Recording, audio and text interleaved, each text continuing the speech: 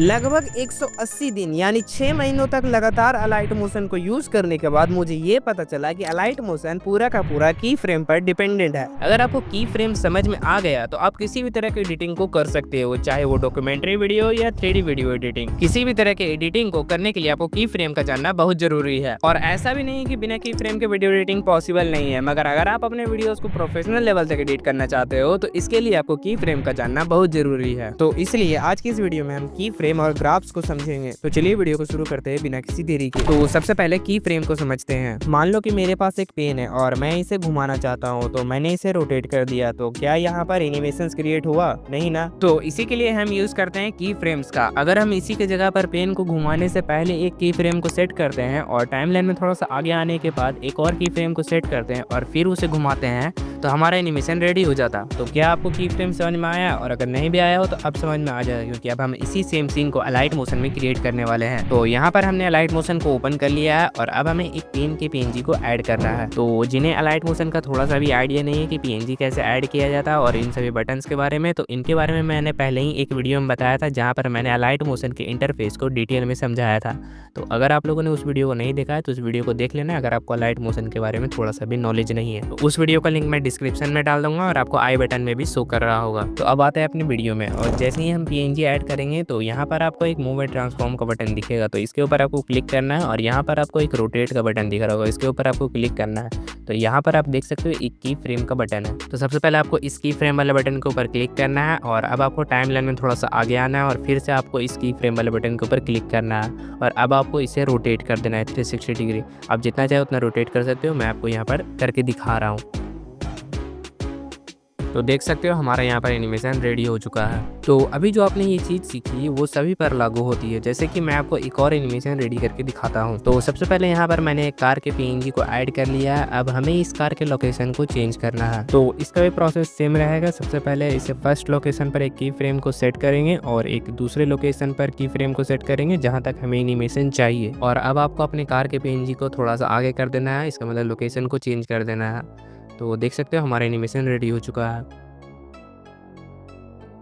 देखो, अभी आपने की फ्रेम की मदद से एनिमेशन को क्रिएट करना सीखा है। तो आपने अभी जितना भी एनिमेशन को देखा वो सभी सिंपल एनिमेशन थे। और आप लोगों ने बहुत तरह के एनिमेशन देखे होंगे, जैसे कि कोई एनिमेशन बहुत तेज होता है और कोई बिल्कुल स्मूथ और कोई बिल्कुल स्लो।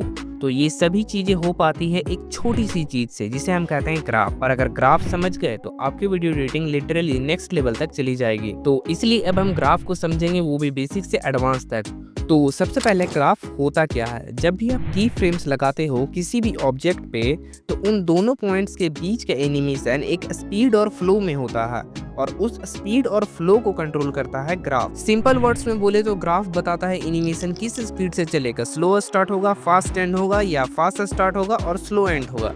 चलो अब ग्राफ को इस एनिमेशन से समझते हैं। सबसे पहला ग्राफ टाइप लाइनर ग्राफ। इसमें मोशन एकदम सेम स्पीड से होता है, ना ज्यादा स्लो और ना ज्यादा फास्ट। इसका मतलब ये कह सकते हैं कि ये एक सिंपल एनिमेशन का एग्जांपल है। दूसरा ग्राफ का टाइप है एज इन।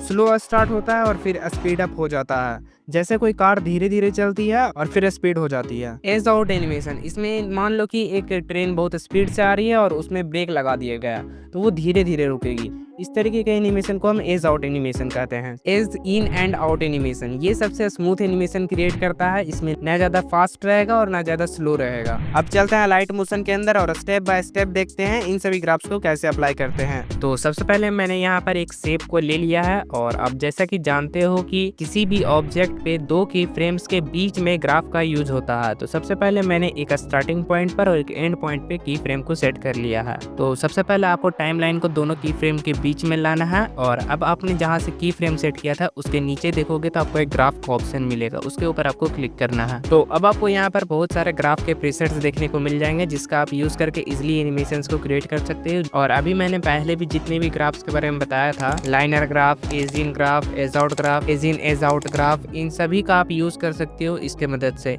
और इसमें आपको 2 तरह के और ग्राफ टाइप्स देखने को मिल जाते हैं, एक है बाउंसिंग ग्राफ और एक है स्टेप ग्राफ। तो इन दोनों ग्राफ्स के बारे में भी आपको इसी वीडियो में जानने को मिलने वाला है, सो वीडियो में बने रहना। तो अब हम ग्राफ्स को अपने हिसाब से कस्टमाइज करना सीखेंगे। तो यहाँ पर आपको 2 व्हाइट डॉट जैसे बटन्स देखने को मिल रहे होंगे, जिसकी मदद से आप कस्टम ग्राफ्स को क्रिएट कर सकते हो। आप ग्राफ को समझो या फिर इसे कर्व भी कह सकते हैं। आप जिस तरीके का कर्व क्रिएट करोगे उसी तरीके से आपका एनिमेशन क्रिएट होगा। अगर ग्राफ ऐसे नीचे से ले जाकर ऊपर तक जा रहा है तो ये एनिमेशन धीरे धीरे स्पीड अप होते जाएगा, और अगर ग्राफ इस तरीके से मुड़ा हुआ है ऊपर से नीचे की तरफ ढल रहा है, इसका कहने का अर्थ है कि ये शुरू में बहुत ज़्यादा स्पीड रहेगा और धीरे धीरे स्लो होते जाएगा। तो अब आपको ग्राफ्स के मतलब समझ में आ रहा होगा। तो अगर आप ग्राफ के कर्व को उठाकर रखोगे तो स्पीड एनिमेशन क्रिएट होगा, और अगर आप ग्राफ के कर्व को इस तरीके से झुका कर रखोगे तो वो स्लो एनिमेशन को क्रिएट करेगा। तो ग्राफ के कर्व को तुम जिस तरीके से रखोगे उस तरीके का एनिमेशन क्रिएट होगा। तो अब बात करते हैं बाउंस ग्राफ्स के बारे में। सबसे पहले एनिमेशन का नाम है बाउंस एनिमेशन। जैसा कि इसके नाम से पता चल रहा है कि ये किस तरीके के एनिमेशन को क्रिएट करेगा।